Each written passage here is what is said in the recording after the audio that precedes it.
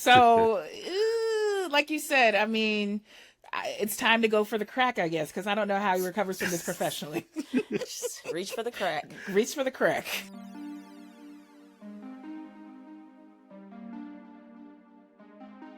Run, Hide, Fight, Infidels is the name of the upcoming action thriller starring Jonathan Majors, but it's also what you might want to do after watching the trailer. We're discussing Jonathan Majors' latest film and more on today's episode of The Black Watch. Okay, so ever since Jonathan Majors stepped on the scene with The Last Black Man in San Francisco and Lovecraft Country, I think we all thought he was one to watch. Do you guys remember the first project that you saw him in? Yeah, I saw Last Black Man in San Francisco in the movie theater.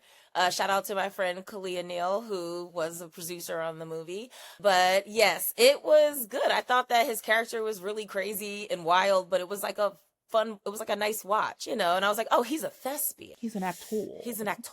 I mean, I loved him in Lovecraft Country, and I was like, yo, this is it. This is the bomb. This is going to be the future of black cinema. And, of course, 100%. HBO canceled it after one season. Y'all are on crack. Wah, and, wah. yeah. And then I loved him in The Harder They Fall on Netflix, that joint, the Western joint. And then he was poised to be Kang the Conqueror and get all the bags. And then he fumbled the bag for all of the wrong reasons.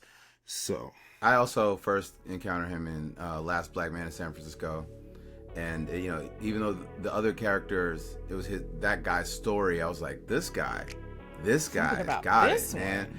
And as a fellow thespian, I too am a MFA acting grad. I'm a flex for a second, so I'm like, I'd love to see us do us and get, because we always complain or have a legitimate gripe about the British black actors taking on the roles for the American black actors. And I think it's because white casting directors can tell that they're acting because they're using a different accent and they don't really know what black people are like. But that's another side. But I really loved Harder They Fall. He was awesome in that. I saw Magazine Dreams. He did a wonderful job in that. It's not a good time.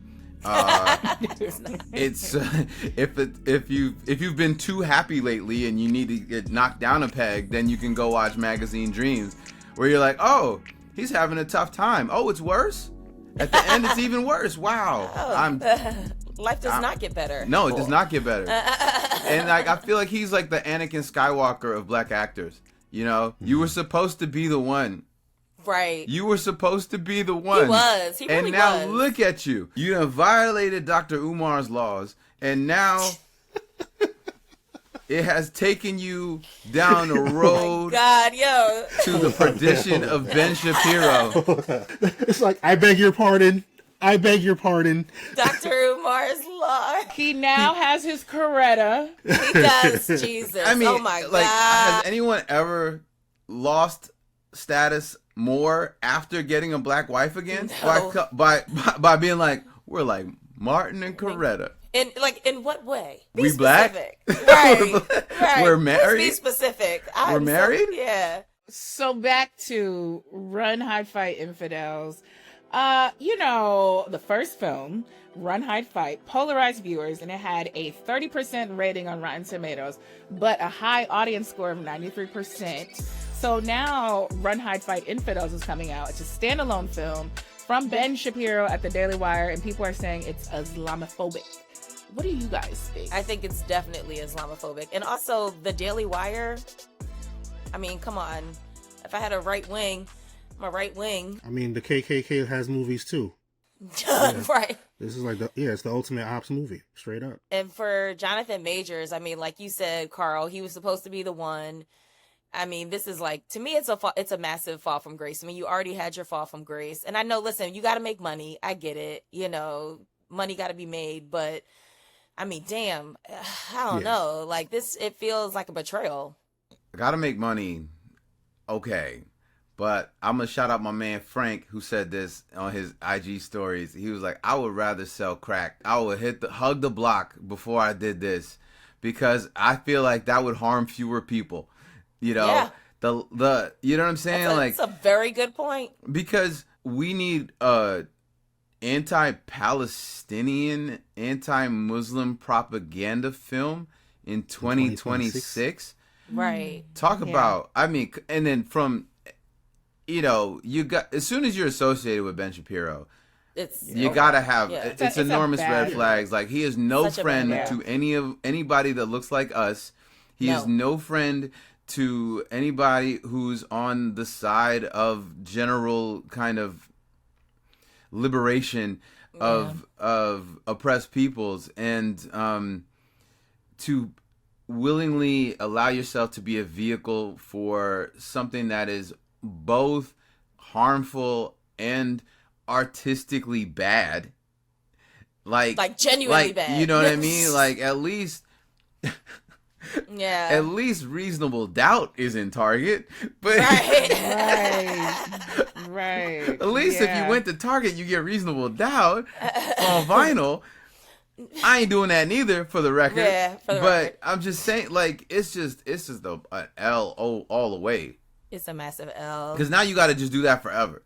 You can't come back. Yeah. It's like you gotta wonder, like, who is helping you with your decisions? It's like, is anybody helping you with your decisions? Coretta didn't. I'll tell you what. Coretta didn't. Clearly. Because Coretta, I'll tell you what Coretta wouldn't have done. Coretta wouldn't have signed off on. Okay. About it. Yeah. But to your point, didn't he lose his management and his representation? Yeah, everybody dipped out. Everybody was like, that'll do Everybody it. did, but that don't mean that you can't find somebody with some sense. You know what I'm saying? There's plenty of crisis PR that could put you back on track. You know what I'm saying? Like choosing this movie from Ben Shapiro of all the people, it's like welcome to the long line of like the Herschel Walkers or the Ben Carsons who they're clearly propping you up, using you, exploiting you. They don't.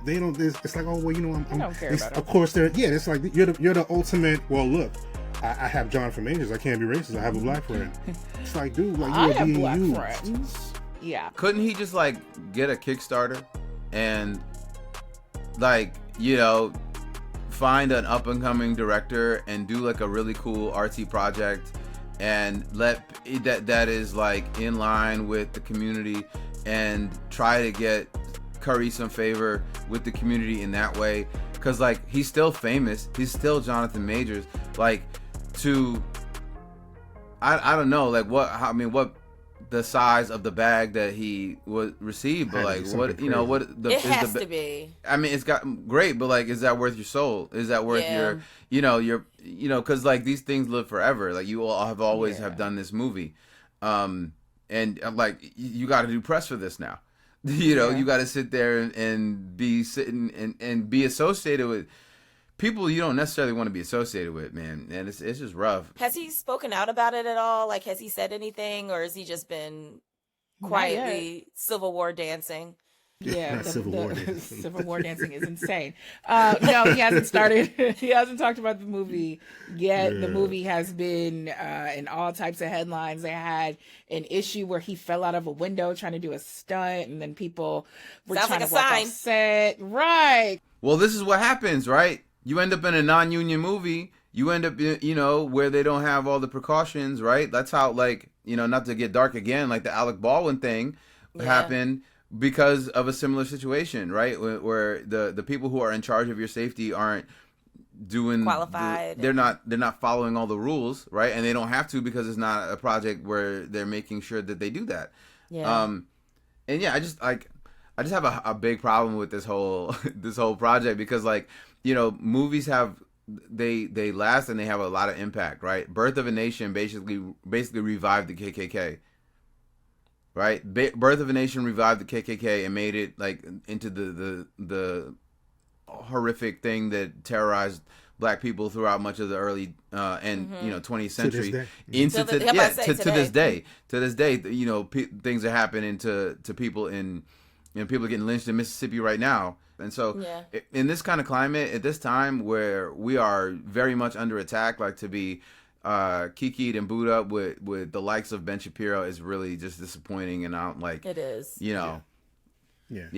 it's tough. I mean, like in our culture, everybody loves a comeback story, right? Like all he had to do was sit down, be quiet, and just act in a good movie. Like you said, go do some indie films, make your own film, start over. Start over. You're good enough of an actor to do that. Precisely. But no, he chose to do this. It's like of all the movies, like just from the trailer, it's like this is just racist Islamophobia everywhere, and it's just terrible. It looks like a Tubi movie with a good budget. and this is what you choose to do. Like, come on, bro, come on. Do y'all think this is gonna have a blowback on Meagan Good at all? Unfortunately, yes. Yeah. I think so. Unfortunately, I think in some way, yeah. You know how it is. Like, as long as the black woman is there, she a target. You know, it's just like, oh, this is Meagan Good's husband. What's she doing? Yeah. It's unfortunate because Megan is so in love with this man. And I can say that because I talked to Meg on the set of Reasonable Doubt. And we were talking about something else. And she was like, yeah, my husband did this. And I was like, woo, she is in very deep. She really is the Coretta to his Kang. So it's unfortunate that this could like really blow back on her. It's more of the Krayshawn to his Blueface. That's hilarious. You found this. Coretta, Kang. I feel like we're gonna have to keep the good Dr. King and his lovely wife as far away from this as possible. Kang. She said Kang, like Kang. Kang Oh, the Kang. Conqueror. That's why I was like, Kang. that's yeah, Kang the Conqueror. Yeah, that's what I said. Oh, Yeah, okay. That's a good one. It's like, don't get me wrong. No, I'm okay. Kang the Conqueror. But these two were talking about moving to Ghana and getting into the movie industry out there. Alvin is not buying it. What do we think about that? It sure is. So good luck with that. He's messing up his entire future, everything. Because you've done this now, there's not really a way to come back from it. Yeah. Everything is just given like so corny, so desperate, so like, it's like, who are you really? Like, you don't know who he is, what his integrity is, Right. what he actually stands for. And that's where it gets weird to me. And I think that's also going to be the blowback on Megan, because it's like, what are your choices? Like, you fell in love with this man, but in what way? Like, Yeah. Well, I think his integrity is being, we see what his integrity is. Unfortunately, there is none really. Right, like, we see what it is. Like, because again, not all money is good money. No. At the end of the day. Yeah, and ultimately, your spouse is your cosign. Like, so you are co-signing Absolutely. coonery right now. Yeah. That's what it is. My wife know? would be and like only thing you very can do is upset one with day be like, you know what, I messed up. I was mentally unstable. I'm going back to God. I was on crack. I'm sorry. This movie was terrible. That's all he can do. That's all he can do. Crack. That is all I he was can on do. crack. It got worse and worse. I'm sorry, cause when you see this trailer and you see what he's part of, this is just unacceptable. This is unacceptable. I was I on agree. crack. Actually, It's killing me, I think though. he has to lean into being like, I was heavily addicted to opiates. Yes. And Jesus. I had strayed from the light of Christ, and this is what that's the only, and it's probably not going to work. No, I'm not gonna lie, it's not gonna work. I mean, at this point, I think everybody's kind of had it. Like, I think we were trying to give him the benefit of the doubt, trying to root for him, and then it's kind of like, all right, now you just keep doing stuff that is making it worse. Yeah. So you're not helping you or us. You can't flip me like, look, I didn't look at the script. Like, if you saw the script, like if you saw the first page, you'd be like, huh? You can't be like, oh, they edited it and made me look crazy. Like, no, dog. No. You signed in for this. You signed up for this. You put on the Vader helmet. Yeah. Right. So, like you said, I mean, it's time to go for the crack, I guess, because I don't know how he recovers from this professionally. Just reach for the crack. Reach for the crack. We just start leaving crack outside his house. Just like, hey, just take Bye, it. Sarita. Sarita. Oh my God. If you can't lead a horse to water. You gotta make him drink it. Gotta make him drink crack. Well, thank you for joining us on this episode of The Black Watch, and please stay on the lookout for more commentary from us on all thoughtful discussions on things entertainment and topics relevant to the Black community. See you next time. Don't do crack, it kills. Crack is whack. Crack is Crack whack. is whack. Then whack.